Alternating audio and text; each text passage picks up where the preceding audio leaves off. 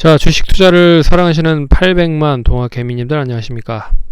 평주에서 전해드리는 오늘은 쿠팡 상장 후속주, 이제 마켓컬리 관련주 중에서 어떤 종목이 대장주로 이제 발돋움할 수 있을지에 대한 부분을 설명해드리려 방송을 열었습니다. 좋아요, 구독하기, 알람 설정 해주셔서 감사드리고요. 본격적으로 방송 진행하겠습니다. 지난주 11일에 쿠팡이 미국 시장에 상장을 하면서 이제 그동안에 쿠팡 관련된 이슈가 됐었던 종목들에 대한 이제 재료가 소멸이 됐다. 이제 그러면서 시장에서는 어떤 얘기가 나왔냐면 이제 쿠팡에 이어서 미국에 상장을 하는 업체가 어떤 업체이냐. 이제 마켓컬리와 그리고 스마트 스터디를 예를 좀 들은 것 같습니다. 그래서 스마트 스터디는 삼성출판사에 대한 지분을 가지고 있어서 삼성출판사가 상한가를 갖고 그리고 이제 쿠팡과 비슷한 새벽 배송을 통한 음식 관련된 부분, 이제 배송 관련된 부분에 같은 사업 모델을 가지고 있는 마켓컬리가 상장을 할 수 있을 기대감이 높다. 이런 이야기가 나오면서 이제 관련된 종목들로 매기가 좀 몰린 모습이 나타났습니다. 그래서 오늘은 쿠팡 관련된 종목 말고 이제 새롭게 이제 마켓컬리가 상장을 언제 할 수 있을지 모르겠으나 이 기대감으로 인한 상승이 조금은 이어질 수 있다. 그런 의미에서 관련된 종목들을 한번 정리해드리는 시간을 가져보도록 하겠습니다. 참고로 쿠팡 관련주의 특징적인 부분을 보시면 이제 쿠팡에 직접적으로 제품을 공급했던 업체들, 이제 가장 크게 수혜를 받았던 건 역시 쿠팡에 직접적으로 투자를 한 업체들이 많이 수혜를 볼 가능성이 높죠. 그런데 이 우리나라의 업체 중에서는 쿠팡에 크게 투자한 업체가 그렇게 많지는 않았고, 이 소프트뱅크 아시죠? 손정희 소프트뱅크 회장이 지분을 상당히 많이 이제 투자를 했습니다. 그래서 거기에 대한 이제 수혜가 가장 컸다. 그래서 지난주에도 얘기를 해드렸지만 이제 상장을 하는 데 있어서 어떤 투자자들이 전략적 투자자들이 지분을 가지고 투자를 했는지도 중요하다. 손정희 소프트뱅크 회장이 못해도 한 몇 조를 투자를 했죠. 이제 적자가 나고 있는 우리나라 기업에 계속 투자를 했습니다. 그래서 업계에서는 이 엑시트를 하기 위해서, 그러니까 투자금을 회수를 하기 위해서 이제 상장을 시켰다라고 이야기도 하고 있는 부분이 있습니다.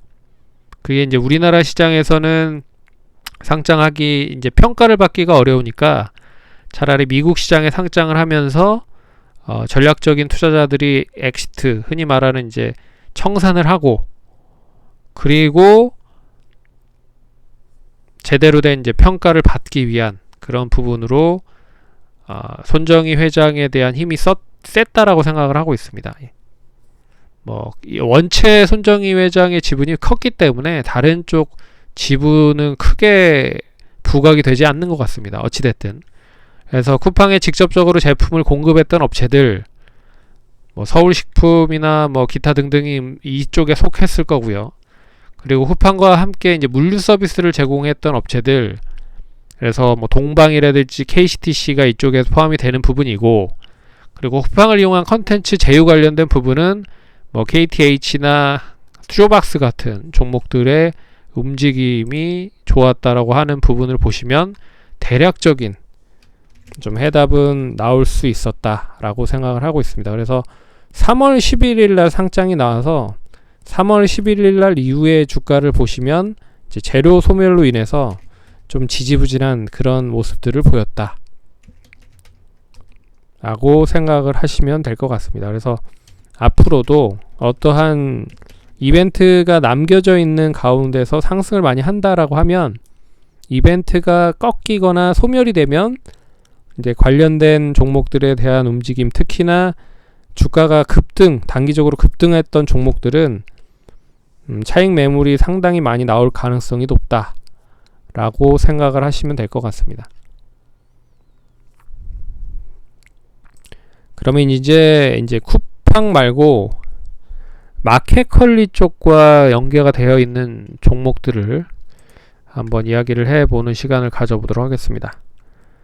특히나 이제 마켓컬리 관련된 종목은, 마켓컬리는 국내 쪽에서도 투자를 제법 많이 시리즈 A부터 투자를 받아왔던 업체이기 때문에 이 직접적으로 투자를 한 업체들과 더불어서 이제 간접적으로 투자한 창투사들에 대한 움직임이 클 수 있다라는 거죠. 그래서 직접적인 투자를 한 업체들은 SK네트워크스나 미래에셋 벤처 투자 등이 있습니다. 그래서 미래에셋 벤처 투자 같은 경우에는 주가 흐름을 보면 마켓컬리가 상장한다라는 이야기가 나오면서 지난주 금요일날 상한가 시세를 갔죠. 이렇게 상한가 시세를 갔습니다. 그리고 SK네트워크스도 이제 무거운 종목인데 1조 넘은 종목이 장중에 14%까지 갔으니 엄청나게 좀 많이 상승을 한 부분이죠. 거래량도 실렸고. 그래서 이제 직접적으로 투자했던 종목들에 대한 움직임이 좋을 것이고, 하지만 이제 이 간접적으로 이 창투사 쪽으로도 좀 매기가 몰릴 가능성이 높습니다. 그리고 또 국내 쪽에 굵직한 상장을 하는 업체들이 많습니다. 특히 카카오페이, 그리고 야놀자, 그리고 크래프톤은 이제 배틀그라운드라고 하는 이제 엄청나게 히트한, 공전에 히트를 한 이제 모바일 게임, 온라인 게임을 IP를 가지고 있는 업체고요. 이제 블롤이라는 이름에서 크래프톤으로 이름을 변경이 됐고요. 그리고 카카오뱅크 등등 엄청 많습니다. 그래서 이제 줄줄이 마켓컬리 말고도 이제 상장이 준비되어 있는 굵직한 업체들이 많다. 그러면 직접적으로는 마켓컬리에 대한 지분을 투자한 업체들이 이슈가 되겠지만, 간접적으로는 이제 창투 업종으로도 매기가 몰릴 수 있다라는 부분이죠. 그래서 관심 있게 좀 보셔야 될 필요가 있다라고 보고 있고, 그리고 이제 두 번째는 이제 마켓컬리의 제품을 공급하는 업체들입니다.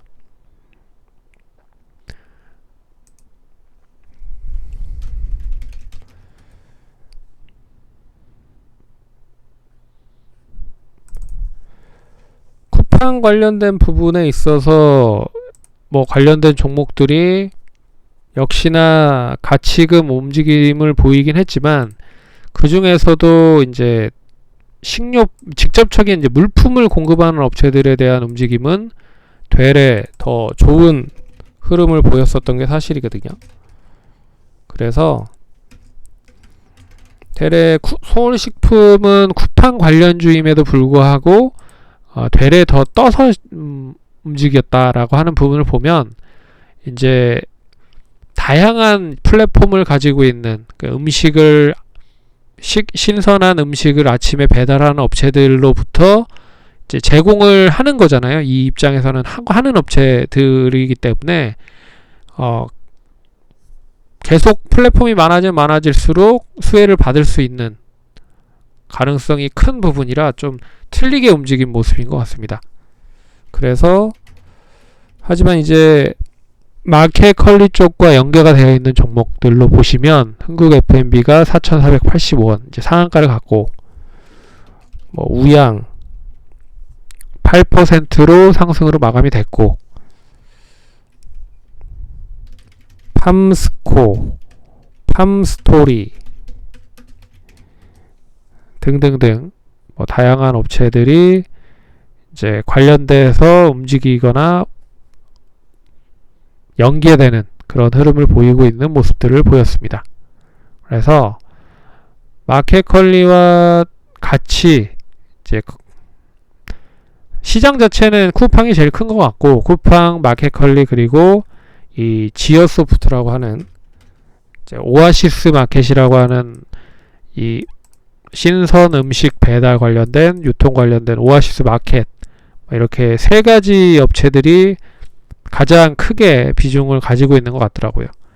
그래서 뭐 이런 부분으로 제품을 공급하는 업체들까지도 보시면 좋을 것 같고, 그리고 이제 비슷한 사업 모델을 하거나 아니면 이제 기타로 연계가 될 수 있는 부분.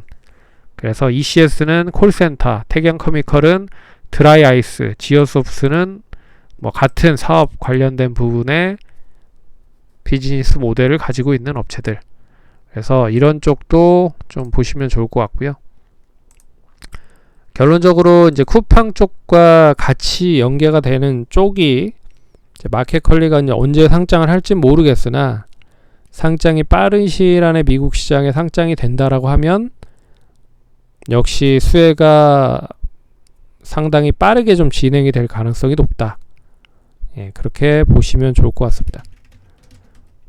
그래서 지오소프트도 8%, 장중에 26%까지 갔는데, 이제 이 종목 같은 경우에는 많이 저점 부근에서부터 올랐습니다. 1,000원, 2,000원대부터 시작을 해서 거의 2만원대까지 올라왔으니까 엄청 많이 올랐죠. 거의 10배가 올랐으니까. 예. 그래서 쿠팡 쪽과 같이 연계가 될 수 있는 종목들을 미리 잘 보시면 좋을 것 같고, 마켓컬리가 이제 언제 상장을 하는지는 모른다. 하지만 상장에 대한 기대감이 계속 존재한다라고 하면 이슈가 좀 많이 빠르게 더 진행이 될 수 있다라는 거를 감안해서 보시면 좋을 것 같습니다. 그래서 쿠팡 관련된 후속 종목에 대한 설명을 해드렸고요. 성공 투자하시기 바라겠습니다. 감사합니다.